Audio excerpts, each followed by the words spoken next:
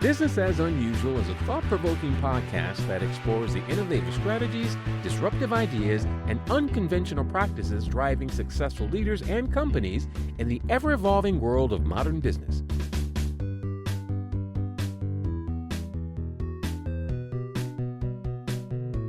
Subscribe, comment, and share for weekly inspiration with our host, Alicia. Welcome to another episode of Business as Unusual. Today, we dive into the intricacies of leadership and personal development with our guest, Simon Calderbank. In this episode, you'll discover the power of empathetic leadership and how Simon's unique upbringing in a matriarchal environment influenced his compassionate coaching style. Stay tuned for key takeaways on transforming imposter syndrome into a guiding voice for personal and professional growth. Welcome to the show, Thank you. Simon Calderbank. Is that It is correct? well pronounced. I Simon get called many variations of that name. But yeah, Simon Calderbank. Thank you. It's nice to meet you as well. So Simon Calderbank of Big News. Big Nose, yeah. Big News sounds nice, actually. Big News could be quite relevant. Probably. Yeah. He's a caring, challenging, and compassionate leadership mindset coach, raised in a strong matriarchal household with 3 powerful female role models.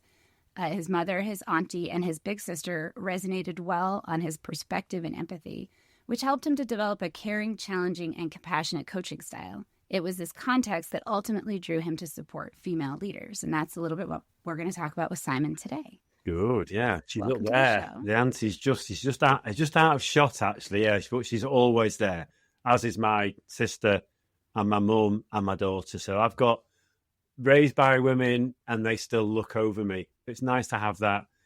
Nice to have their presence always.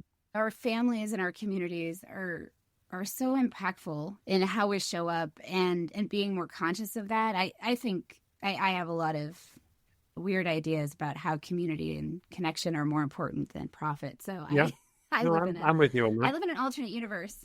And I've been very happy about it. So I love when I can talk to people who have that perspective as well. And so one of the things that you do in your work, your leadership and mindset coach, you primarily work on supporting women leaders to break through barriers at work, at home, and helping them to understand and have more tools in their box to deal with systemic bias and workplace stereotypes. And that... and we're going to talk about that. And I also am curious do you work with men on how to show up, like how to mentor or be more engaged or effective leaders that sort of prioritize that success of the whole community and industry? Or is it primarily you work with women and then they kind of go into the spaces and use those tools? It's probably that one. I probably work more with women to enable them. And I suppose it's not just to give them the toolkit, because what I found was that people go, right, okay, but does this toolkit enable me to get through to men? So therefore now I shape the coaching to therefore give them my male perspective, having, I think we discussed before that I've worked for 38 years and I've met a whole cacophony of different male styles, as well as women's styles as well. So for me, it's about how can I teach them how a man thinks, even though women are, again, in terms of their relationships with other genders, normal, and they probably facilitated those throughout their lives. For me, it's about how can I show up and teach them what I've learned about male behaviors in the workplace and how I've seen those. Some of them are embedded, some of them change, and I have seen men go through transformations and transitions to become more empathetic and more gender equal.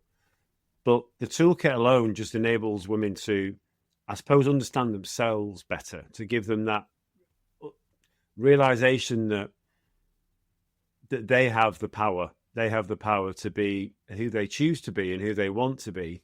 And aligned with that then is, well, that's fine. But how do we then enable you to understand how to utilize that toolkit in the workplace to overcome those biases and stereotypes? Because that's the ceiling that sometimes I find that women hit. They go, this is great, but it doesn't really help me to break through those barriers that I've got no control over.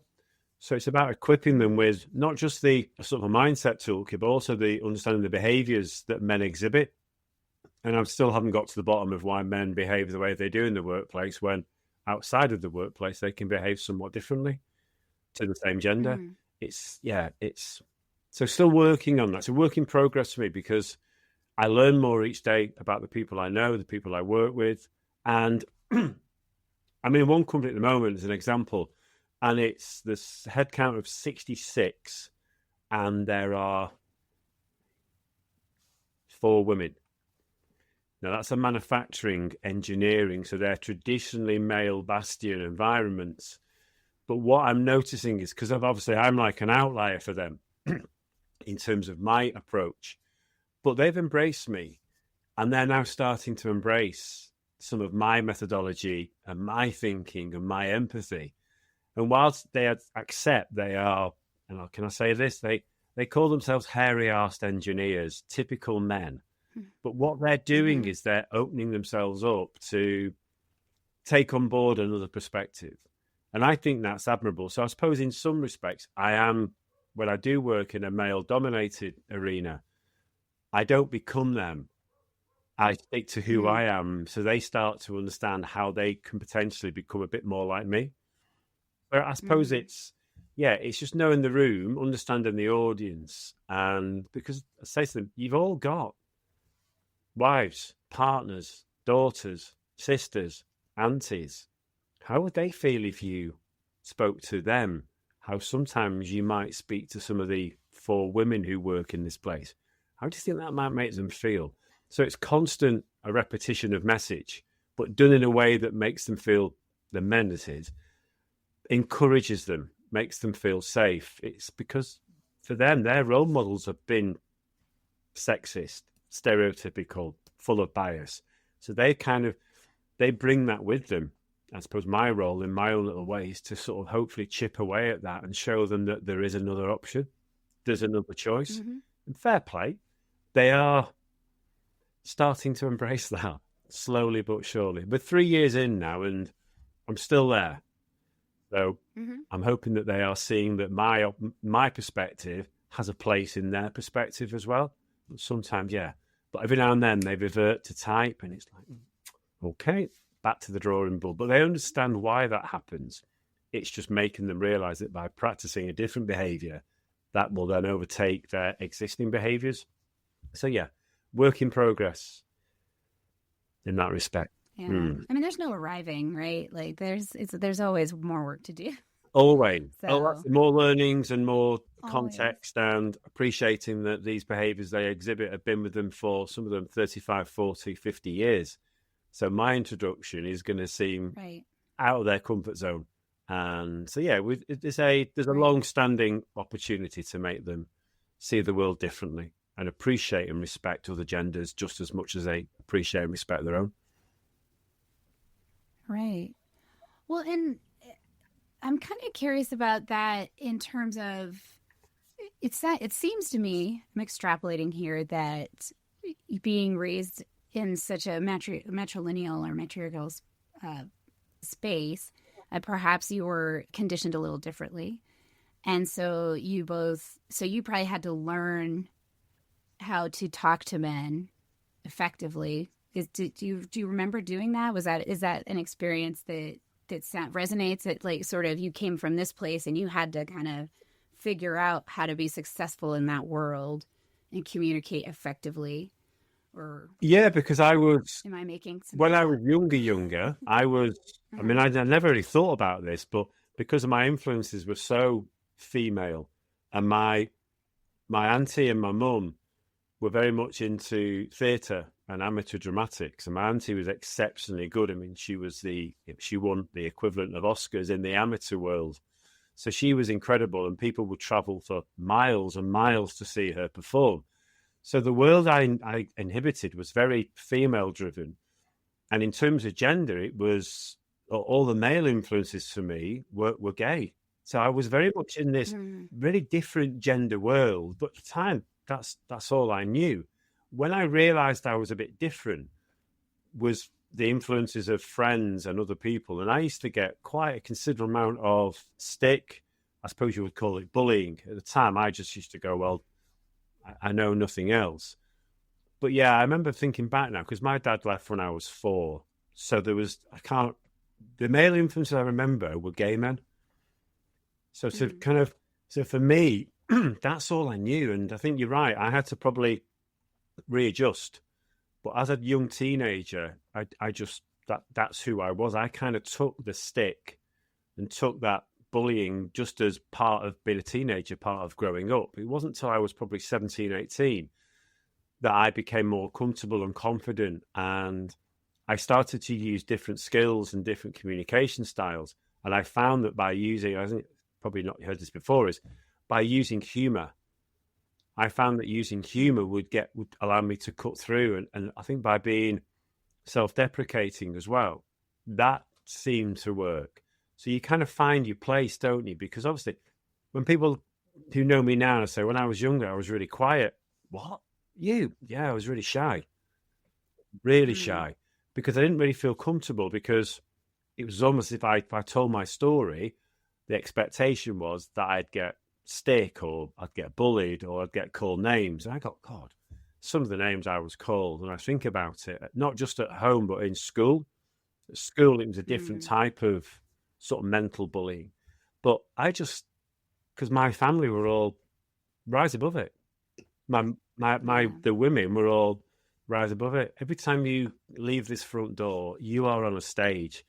And I'm like, I'm 11. What stage are you talking about? You're on a stage. And therefore, even if you don't feel good, my mum would always say, put your brave face on. And I was like, what's a brave face? Sure, the one that you're going to wear today. And then my auntie would, again, the same mantra, always relay back. Never let anyone tell you who you are. And if they do, just let it ride over you. Don't retaliate. If you're going to retaliate, do it in a way that gets you what you want. So you should either perform or use humor. And that's what I used to do. Or excel somewhere they can't excel. In other words, show up. And that's what I used to do. But yeah, those early teenage years were, looking back now, they were painful. But at the time, they weren't painful because I just had people to guide me through them, I suppose. I was fortunate, even though it felt, looking back, unfortunate because of the constant abuse I would get because of my family upbringing, because I was, in a single parent family, which in the early 70s and mid 70s in the UK was frowned upon.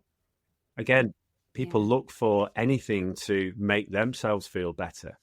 And because we were a one-parent family and we didn't have a great deal of income, I got free places at schools. I got free school dinners. So again, it was like, another label to throw at me. So I got loads. But it's made me who I am, which is resilient. Massively, yeah. So again, thanks, ladies, for giving me your tutelage and guidance. And so I didn't retaliate. And I could have done. I suppose, become one of them in terms of the guys, the boys and the men who, would constantly give me that. I could have quite easily done that, but I didn't, because I knew it wasn't the right thing to do. And I suppose I had that female perspective to say, that will achieve nothing, So I just took it. Yeah. I took it. And I suppose in some ways, if you think about how women behave in the world, maybe I was doing exactly what they were conditioned to do, which was just take it, which makes me feel sad, really. Yeah, I can hear a lot in that, and it makes sense that you're drawn to support people in creating awareness of their power and ways to step into that, as opposed to simply accept the limitations. Because it sounds like you didn't accept the limitations, and you did have to stand up for yourself and choose your own path. Yeah. And when I think about, there's a concept they talk about called imposter syndrome. And I think it's, I'm sure you've heard it, but I don't think it's a thing. I think it's a cultivated, I think that people cultivate for women of color, people of color, disabilities, queer, whatever your situation is. It's not this quote unquote normal thing. There's a cultivation of messaging, like what you were talking about that you received in school, that tells you you're not enough or you can't do it. And eventually it's difficult not to internalize some of that. And so finding ways to create spaces and connections, find mentors and places that help you really affirm, like, actually, no, that's not true. But it's hard. It can be really difficult. Yeah. So I can see that. Yeah, and that cultivation is, it's a huge concept in the UK, particularly in the workplace. But again, consider it with women. I've got imposter syndrome. I was like, okay, then I'm hearing that. So tell me about this imposter syndrome. Where's it come from? What does it sound like? What does it look like? How does it make you feel? And again, sometimes it's about how can you reframe the imposter syndrome? Because I say, you're not born with it. So where's it coming from? Why is it cultivated? Are you nurturing it? I said, can you not reframe it maybe and actually see it as, is it maybe your way of risk assessing, evaluating situations? Is it your guide? Well, how can it be my guide? It's negative. Is it? So you make it negative, but does it have to be negative? Oh, that's ridiculous. Why is it, again, so you have these conversations and I get it. I understand. I said, it's just your internal voice. It's your internal voice, therefore, so you're in control of that voice. So if that's the case, if you've created this voice and they go, yeah, well, what if we created another voice? Or what if we created a voice that was kind of like the antithesis of your imposter syndrome, and let's call that your guide? What would that look like? Well, that wouldn't work, would it? Well, it might do.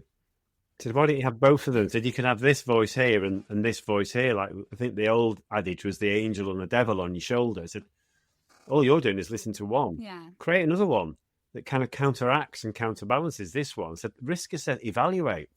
I said, you'd be amazed at what can happen. I said, because we all have the voice in our head that tells us we can't do things.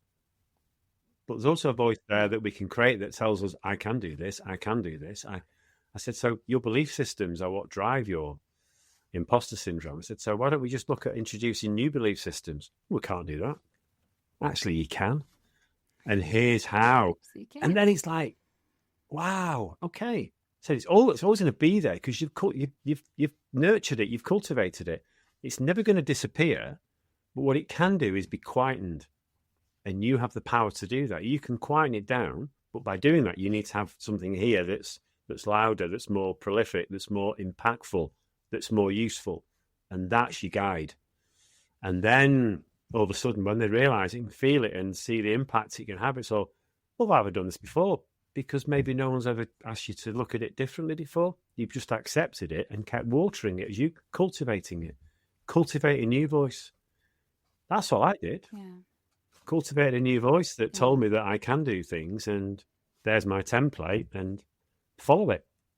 And when you fall off, remind yourself of why you built a new template. So yeah, and that's all within our power. It doesn't cost anything apart from time and application. So, but yeah, great point. Yeah. Imposter cultivating it. Yeah, I like that. Well, I don't like it, but I understand it. Right. Exactly. It's a way to think about it because it comes up so often, and it just really struck me that so many people who are clearly quite effective and amazing doubt themselves. And I personally think a little doubt is good for all of us. The folks that never doubt themselves have, in my opinion, a very different issue going on, and I think it's more problematic. Yeah. However, there's an overemphasis on doubt in certain places that doesn't necessarily match with experience, and so it does seem a little cultivating. Yeah, I think it's sense checking. Conditioning. Yeah, exactly. It does boil down to that, but yeah, it's utilizing it for good. Make it your best friend, not your worst enemy. Make it your best friend. I love that. Why not? That's beautiful. Yeah. If you succeed in what you do, let me say when you succeed in what you do, what do you see being different? What about me or the world? Well, I was thinking about the world or the industries that you work in, but you can also talk about what you feel would be different for you. I think for me would be that sense of fulfillment that this experience, journey, adventure, this chapter in my life has been worthwhile. I think if I can make one person transform or transition from where they are into a better version of themselves, that for me, that's success. And I can say that because I did it. I did it in 10 years ago where I was, low ebb, lots going on. And thankfully someone saw my potential and could hear my imposter syndrome kicking in and just basically gave me what I needed to, I suppose, to transition into the person that I am today, because that person's always been there. I'd just forgotten who they were and where they were. So for me, the more people I can reach and the more people that together we can help to create that more positive guide within them, that for me is success. At the moment, that's happening, and it is one step at a time. I think sometimes small steps can create really big impact. In terms of the world, wow. Whew. I just want the scales to be balanced. At the moment, they're so unfairly tipped in favor of men. And I can't fathom that. I can kind of understand it, but I can't fathom it. I can't appreciate it because of, and I suppose people might say, well, my view of the world is very skewed because, I mean, I've met 3 or 4 men in the last 12 months who have a very similar story to me, as in raised in a very powerful matriarchal household. So they get it, but we are few and far between. I think I'm meeting more of these men now. But I suppose maybe my viewpoint of the world is skewed because my conditioning was very female driven. I've got to take that. I have to listen to that and understand. So is my background better? I've no reference. That's the only reference I've got. But when I see the pain and suffering in the workplace because of the way men show up and behave, my rational brain says, well, surely my upbringing, my way of thinking is there's more equality, it's fairer. I'm not saying it's softer, but it's more appreciative of what people can bring irrespective of their gender. It's what people bring to the table. It's what people bring to the work or bring to home or bring to life. So I would just want a world where everyone's treated equally, where everyone's respected for who they are, not because of their gender, but because of who they are. And for me, that would be success. And when I look at white papers and research, I think I shared one before, and it's so divided. We're so far off, so far, and particularly in terms of a cultural piece, the disparity between ethnicity and success in terms of leadership is so skewed. Yeah. And that for me, I just think it shouldn't matter, but it does. And I'd love to find out why men behave the way they do, because in my mind, it doesn't seem, it's not right. It's not normal. And I'd love to be able to get to grips with that. How do we find out what causes men to behave the way they do, and how can we potentially enlighten them and re-educate them so they realize the impact that their behaviors and the devastating impact their behaviors have on women? It's interesting. I think, I mean, if we could solve that question right here on this podcast, we'd be set for life. And we'll be happy as well. We'll be happy for life, and the world will be a happier place, and there might not be as much discord and conflict. But yeah. Right. I think that the thing that I've seen is that people get more scared about an idea than an experience. So, for example, the men that you work with at this manufacturing place, they're responding, they're finding it to be effective, they're engaging. And if someone were to say to them something like, we're going to help you be more egalitarian or more feminist, they might have a negative reaction to that. It might create like a fear response in terms of they're losing something. That's it. Losing something. That's it. Right? Like, I feel like I've seen that. And yet most people are pretty decent, actually. And if you don't talk to them about the idea, you simply show them the experience and the impact, they don't want to cause harm or cut people out. They really don't. It's like you said, they're conditioned, or they had role models. And when the fear gets stoked first, I think that's where they come from. So they're resistant versus being engaged. So I think sometimes the delivery method and the delivery person matters. Like, especially you being male-bodied and kind of speaking their language, they would receive it differently from you than they would from me. And even if I did exactly the same things, and that's not bad or good, it's just understanding how humans work. We are very social. We copy people that we think are like us. It's a very basic part of our behavior and how we learn. And so that's why I was asking you about the work you do with men, because I feel like that someone said this several years ago and I thought it was really interesting. They were like, if sexism and violence against women could be solved by women, it would already have been done. Like we are out there doing what we can. And so we need men to step in and teach men and also translate like you are and help decultivate some of that conditioning. I agree, completely agree. And yeah, you're right. Isn't it interesting how when you say it like that, that if women rule the world, what kind of world would we live in? A world run by women. There's a concept. How would that be?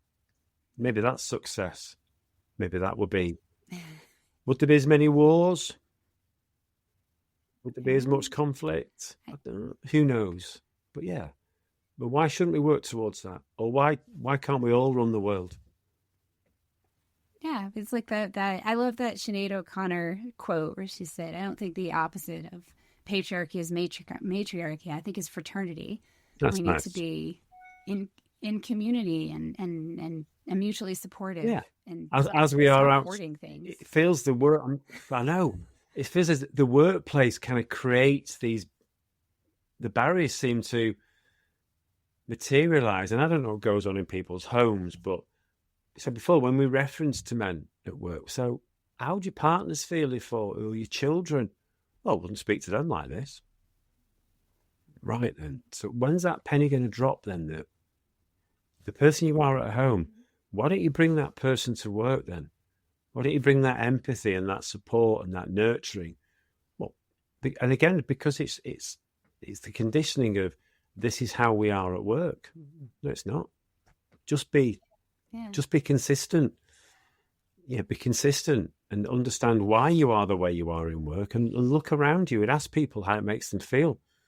That the stats are frightening in terms of the opportunities for women.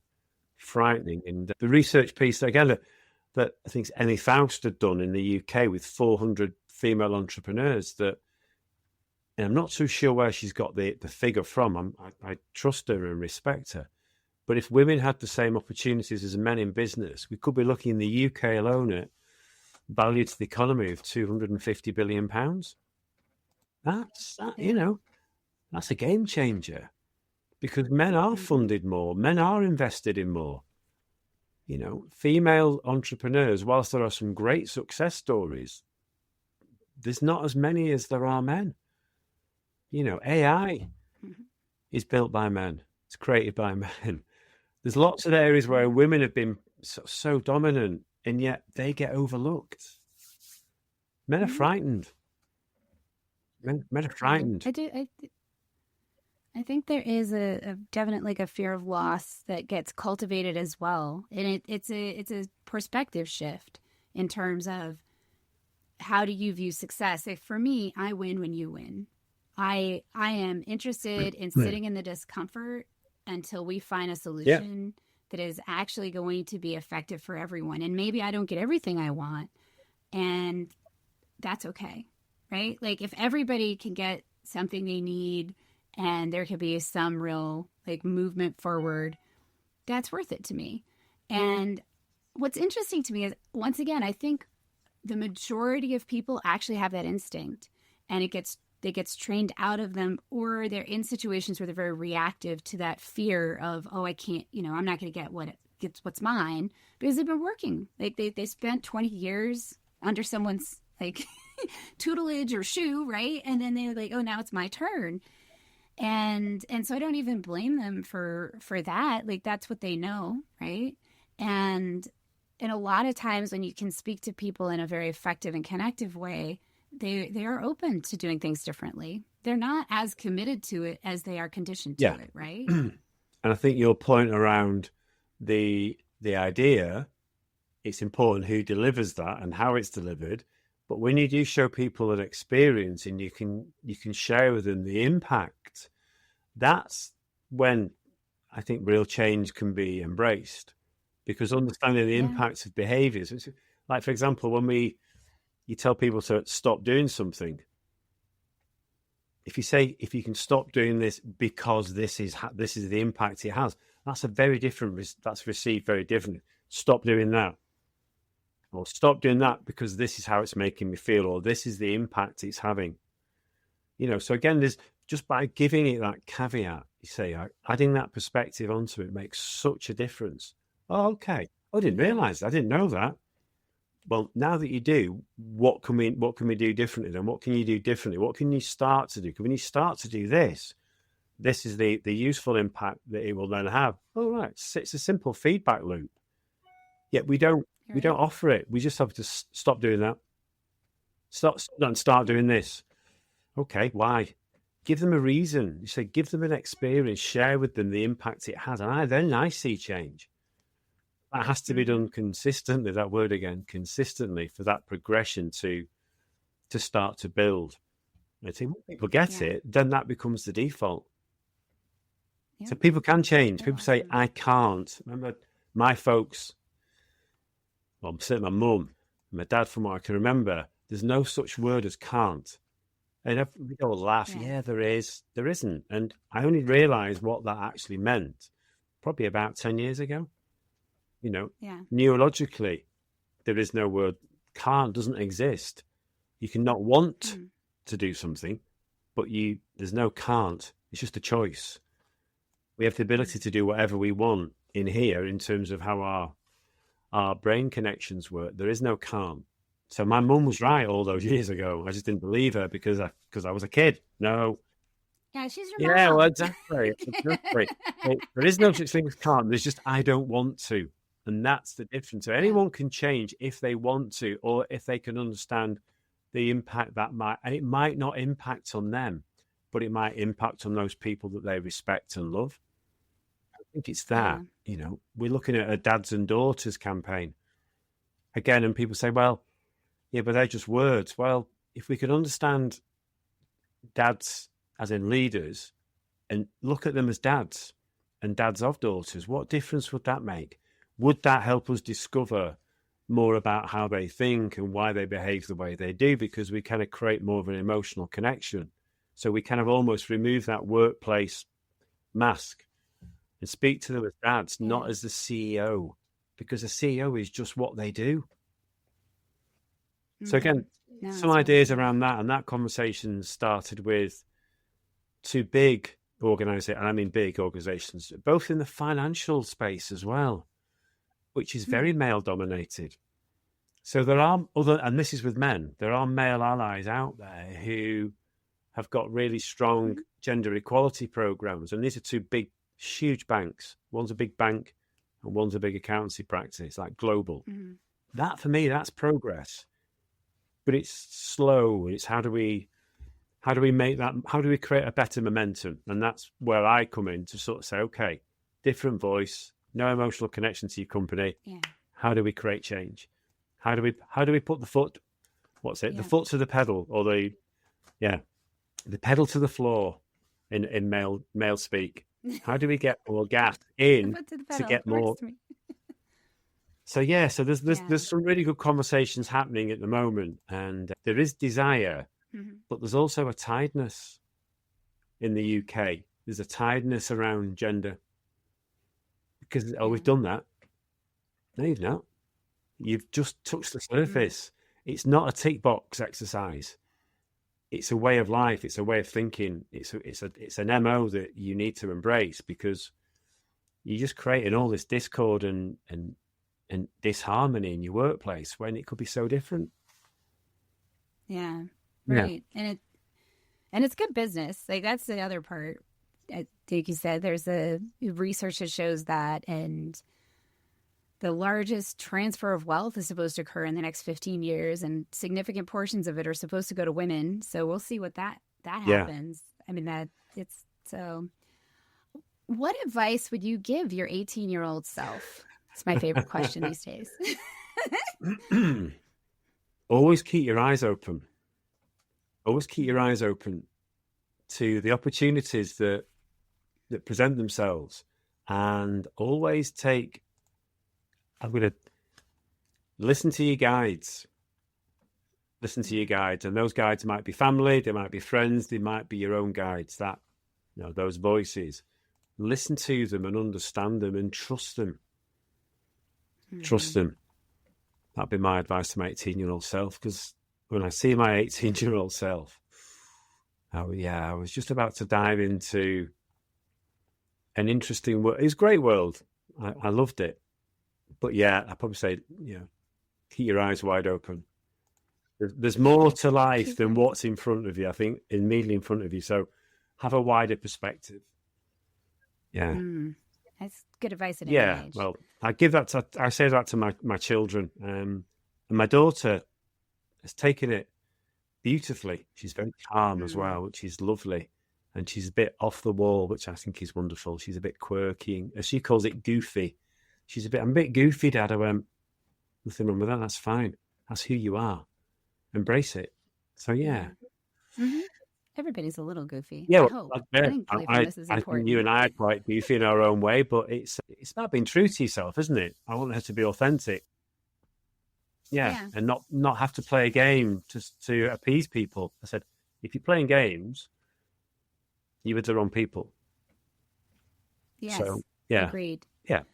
Is there anything happening in your business that you're excited about that you want people to know about? On the 19th of May, we launched the second chapter of Women Who Lead, Barriers to Breakthroughs. So we're just finalising all the content for that. And we've even got some early interest as well, even though it's not live as such. So May is a marvellous month for lots of reasons, but personal and work. Perfect. And running for Alzheimer's, because my dad, who I'd never really got to know, he died of Alzheimer's and dementia. And my mum, who's still wonderful, has also now, she suffers with Alzheimer's. So we're going to run for her, not for him, we're going to run for her and all those other sufferers. So I'm excited about that, and hence joining a running club, watching what I eat. Yeah. So basically, when I run that day, I will be running not just for my mum, but for all those other people who suffer or who have yet to suffer from the most debilitating of conditions. For folks that are listening, how do they learn more, follow you, get in touch? The place where I'm most visible and most active is LinkedIn. I was told that I have 17 years of a LinkedIn user. I never realised. You just kind of do it, don't you? But yeah, I've been on that platform for 17 years. So most of my work is, I have a website, and the website I'm really proud of because it reflects who I am, and I can go into so much more detail. But LinkedIn is the place people normally go to connect, engage, or some say check you out. So yeah, LinkedIn is my space, and I'm active on there as well and visible. And yeah, I share what I hope people will find interesting, insightful, maybe challenging as well. But yeah, that's where I live most of the time. Well, thank you so much. And I appreciate you being here and talking to me today. And thanks everybody for listening. No, thank everyone who's, any questions or comments, or if you feel that what we've talked about has resonated or has challenged you, share it. Let's keep the conversation alive. That's just my perspective that we've shared. And thank you, because you've triggered some interesting experience for me today. My childhood, I didn't think I'd revisit my early teenage years today. So thank you. Thank you for bringing that to the fore. So no, I appreciate that's who I am. I find it's important to be yourself and be transparent.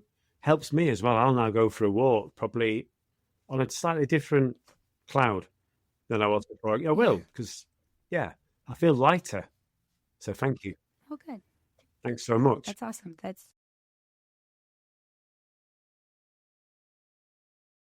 Thanks for tuning in. Don't forget to check out Simon's work on LinkedIn and look forward to the launch of Women Who Lead, Barriers to Breakthrough on May 19th. Tune in next week as I share some ways to think about plans, intentions, goals, and outcomes that can help you stay nimble and focused. Thank you for tuning in to Business as Unusual. Remember, in this ever-evolving world of modern business, it's not about fitting in, it's about standing out. See you next time. Stay curious, stay innovative, and always keep it unusual. I hope you enjoy the show. I love making it. If you did enjoy it, consider hopping over to the review portion of the platform you listen on and letting other people know about it. Or share the episode or the entire show with a friend, or subscribe to the show. definitely reach out. Get on my newsletter, follow me on social media, and let me know what you like, what you don't like, and what you'd like to see in the future. Well, we love our guests.